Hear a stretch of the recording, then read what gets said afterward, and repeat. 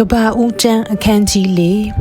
ထိုနောက်လူအာဒံသည်မယားအေးဝါနှင့်ဆက်ဆံသဖြင့်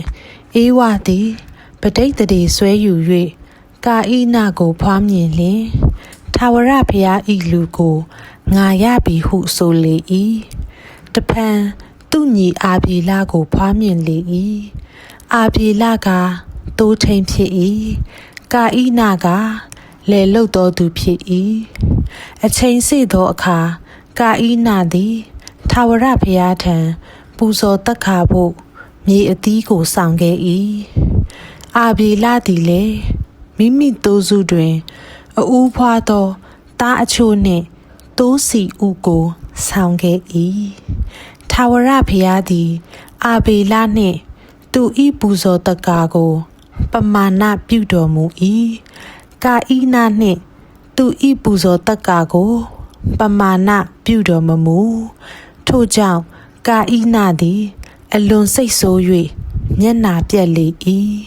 ထာဝရဘုရားကလည်းသင်သည်အဘယ်ကြောင့်စိတ်ဆိုးသနည်းအဘယ်ကြောင့်မျက်နှာပြက်သနည်း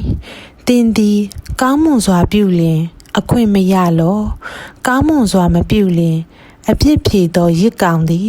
တကားနားမှာဝတ်လျက်ရှိ၏သူသည်တင်ဤအလိုသူလိုက်၍တင်သည်သူ့ကိုအုပ်ဆိုးရ၏ဟုကာဣနကိုမိန့်တော်မူ၏ကာဣနကလည်းလေသို့သွားကြကုန်အံ့ဟုညီအာဗေလကိုခေါ်၍လေသို့ရောက်သောအခါညီအာဗေလကိုရန်ဖက်ပြု၍တက်လေ၏ထာဝရဘုရားကလည်းတင့်ညီအာဗေလသည်အဘယ်မှရှိသနည်းဟုကာဣနကိုမေးတော်မူလျင်အကျွန်ုပ်မသိပါအကျွန်ုပ်သည်ညီကိုစောင့်ရတော်သူဖြစ်ပါသလောဟုလျှောက်ဆို၏ဖျားသခင်ကလည်းသင်သည်အဘယ်သို့ပြုပြီးသနည်းတင့်ညီအသွေးဤအတန်သည်မြေထဲကငါကိုအော်ဟစ်လျက်ရှိသည်တကားတို့ဖြစ်၍တင့်ညီဤအသွေးကိုခံယူခြင်းကမိမိပါဇက်ကိုဖွင့်သောမြေကြီးဤကျိန်ခြင်းကိုသင်သည်ခံရသောကြောင့်ယခုမှစ၍မြေ၌လှုပ်သောအခါပဂတိအတိုင်းအသီးအနှံကိုမရရ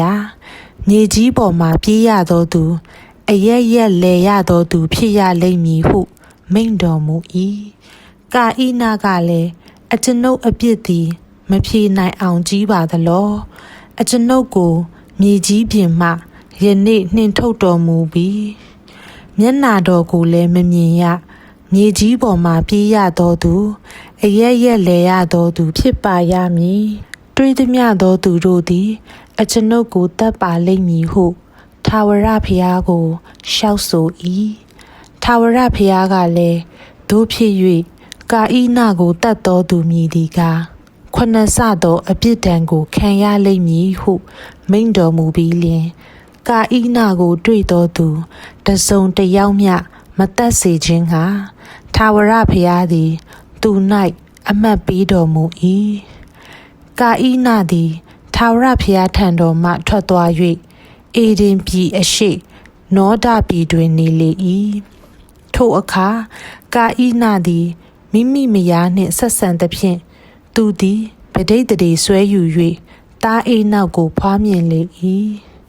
ကာဣနသည်လည်းမြို့ကိုတည်၍မိမိသား၏အမည်အလိုက်ထိုမြို့ကို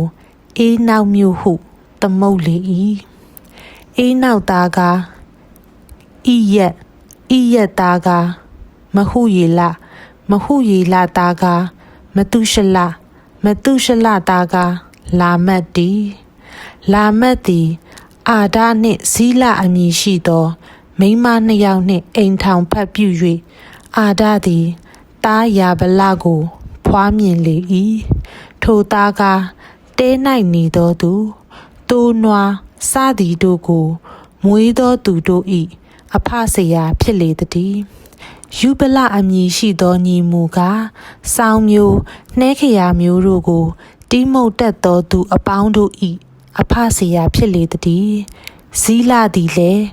တာတုဗလကာဣနကိုဖွားမြင်လေ၏သူသည်ပပဲသမားအပေါင်းတို့၏ဆရာဖြစ်လေ၏တုဗလကာဣန၏နှမက နေမအမည်ရှိ၏လာမတ်ကလည်းအာဒနှင့်ဇီလ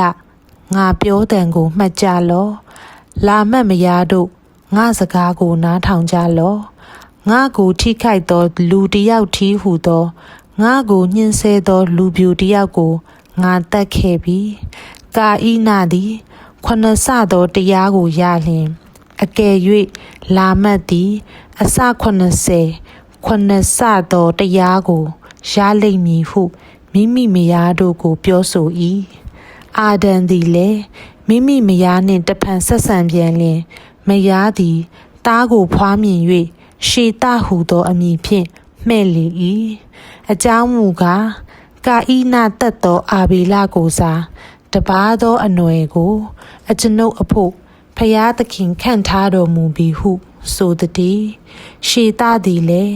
သားကိုရ၍အေးနှုတ်ဟုသောအမည်ဖြင့်မှဲ့လေ၏ထိုကာလ၌ထာဝရဘုရား၏နာမတော်ကိုအမိပြု၍ကိုးကွယ်စာပြုကြလေ၏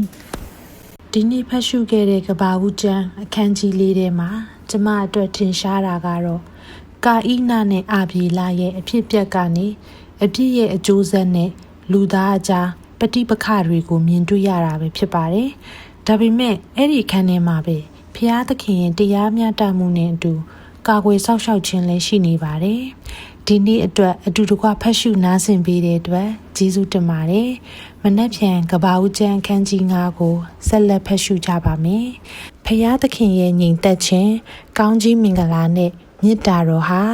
နားဆင်ကြသူအယောက်ချင်းစီတိုင်းအပေါ်မှာအစဉ်အမြဲတက်ရောက်တည်ရှိပါတယ်။နှုတ်ဆက်ပါတယ်ရှင်။